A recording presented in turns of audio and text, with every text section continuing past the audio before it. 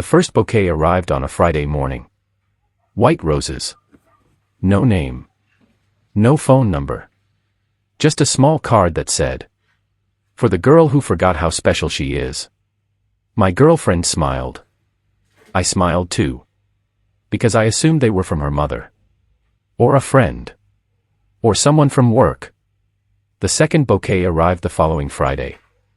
Then a third. Then a fourth. Always the same flowers. Always anonymous, always the same handwriting. And that's when I realized something terrifying. Because I wasn't sending them. And neither was anyone we knew. My name is Daniel. I was 27. My girlfriend Olivia was 25. We had been together for 3 years. Not perfect. Not toxic. Just normal. Movie nights. Takeout. Arguments about where to eat. Conversations about moving in together. The ordinary things that quietly become your life. I thought I knew everything about her. Turns out, I didn't. The first bouquet felt harmless. Honestly, kind of sweet. Olivia laughed and placed them in water. We spent 10 minutes trying to guess who sent them. Neither of us took it seriously. If only it had stayed that way, the second bouquet changed everything. Because people don't accidentally send flowers twice. Someone was trying to send a message.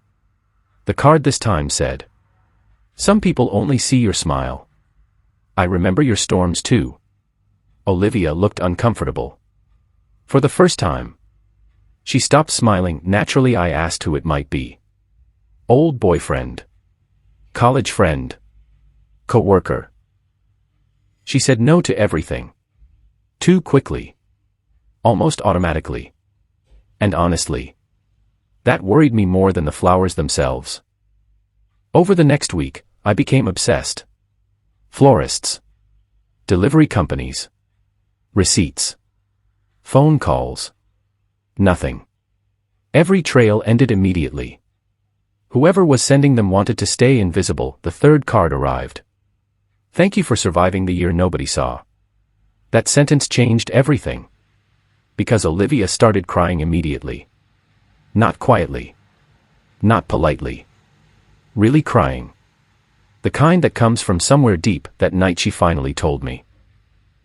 When she was 19, she went through the hardest year of her life. Her father left. Her family fell apart. She struggled badly. And almost nobody knew. Not even most of her friends. Not even me. During that period, there was one person who helped her. Her high school art teacher. Mrs. Bennett. Not with money. Not with therapy. With attention. She noticed. She listened. She stayed after class. She reminded Olivia that difficult years eventually end. Olivia hadn't spoken to her in almost 6 years. Life happened. College happened. Moving happened. People drift apart. But suddenly, those cards sounded familiar. Too familiar. Friday arrived again. This time the card said, "You promised me you'd keep creating beautiful things." Olivia froze. Because that was something Mrs. Bennett used to tell her constantly. Word for word. We found the school's number online. Mrs. Bennett retired years earlier. The receptionist paused for a moment. Then quietly said, "I'm sorry." My stomach dropped immediately. Mrs. Bennett had passed away almost a year earlier. Cancer. Fast. Unexpected. Olivia went silent. Then she asked the obvious question. If she's gone, who's sending the flowers? A week later another bouquet arrived. This time there was an envelope. Inside was a letter. Not from Mrs. Bennett. From her daughter. Before she died, Mrs. Bennett prepared letters for several former students. Students she believed needed reminders. Students she worried would forget their own worth. Olivia was one of them. The flowers were scheduled months in advance. According to the letter, teachers never forget the students they almost lost. That sentence hit us both hard. Because suddenly, Olivia understood something. Mrs. Bennet remembered her struggles even after everyone else moved on. The eighth and final bouquet arrived in spring. The card contained only one sentence. "You don't need reminders anymore." Olivia cried again. But differently this time. Not sadness. Gratitude. After that, something changed. Olivia started painting again. Started writing again. Started talking more openly. Somehow. Flowers from the past helped heal something in the present. Before this happened, I thought love meant solving problems. Fixing things. Having answers. Now I think love often looks different. Sometimes love simply notices. And stays. Years pass. Jobs change. Cities change. Lives change.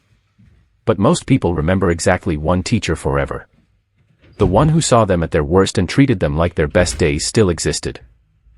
A few months later, Olivia framed one of the cards. It hangs in our apartment today. Not because of the flowers. Because of what they represented. Someone believed in her during a time she couldn't believe in herself. One night Olivia asked me, "How many people saved us without us realizing it?" Honestly, I still think about that question. Maybe it's a teacher. A coach. A grandparent.